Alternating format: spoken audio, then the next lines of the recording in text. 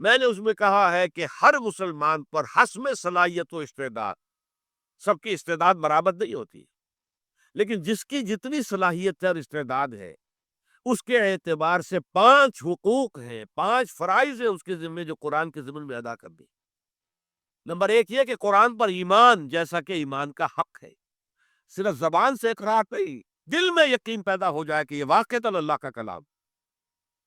پھر اس کا پڑھنا جیسے کہ پڑھنے کا حق ہے، صحیح تجوید ہو، صحیح بخاری سے الفاظ ادا ہو رہے ہوں، اس کے اندر ایک پھر ملکوتی غنا آ جاتا ہے، اس کی اپنی ایک ڈیوائن میوزک ہے، اس کی موسیقی ہے۔ آپ اگر مصری قراء کو پڑھتے ہوئے سنیں تو معلوم ہوتا ہے کہ واقعتاً ایک غنا ہے، ایک موسیقی ہے۔ اور یہ شاید آپ کے علم میں نہ ہو کہ مصر میں 2 ہستیاں نہایت محبوب تھی، ایک ان کی گلوکارہ تھی جیسے آپ کے یہاں ملکہ ترنم تھی، ایسے کلثوم ان کی گلوکارہ تھی، وہ اس کے گانوں کے اوپر مصری جو ہے وہ قربان ہوتے تھے اور ٹوٹ پڑتے تھے جہاں کے اس کا گانا ہو رہا۔ اور یا پھر شیخ عبد الباسط محمد عبد الصمد کی قرات تھی، وہ بھی اتنی ہی محبوب تھی انہیں، جہاں کہیں بھی اس کی محفل ہو وہ ٹوٹ کر جاتے تھے۔ اس میں ڈیوائن غنا ہے تو پڑھو جیسا کہ پڑھنے کا حق ہے۔ نمبر 3 اسے سمجھو جیسے کہ سمجھنے کا حق ہے۔ اس میں یہ بھی ہے کہ تذکر کے لیے سمجھنا آسان ہے، تدبر قرآن کا حق ادا کرنا آسان نہیں ہے۔ اسی طریقے سے پھر اس پر عمل کرو جیسا کہ عمل کرنے کا حق ہے۔ عمل انفرادی بھی ہے، اجتماعی بھی ہے۔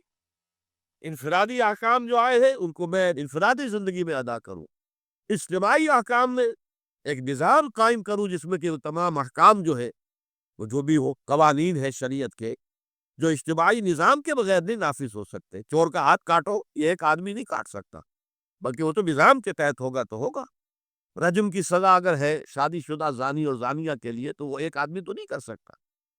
سود کو حرام کرو، جوئے کو حرام کرو، یہ اجتماعی فیصلہ ہوگا، لہذا اس کے لیے اجتماعی نظام قائم کرنے کی جد و جہد، اور پھر اسے عام کرو، پھیلاؤ، لوگوں تک پہنچاؤ، تعلیم دو، تبیین کرو، اس کی وضاحت کرو۔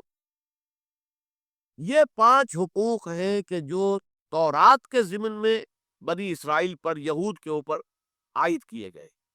جب انہوں نے وہ ذمہ داری ادا نہیں کی تو فرمایا مثل الذین حملوا التوراۃ ثم لم يحملوها كمثل الحمار يحمل اسفارا۔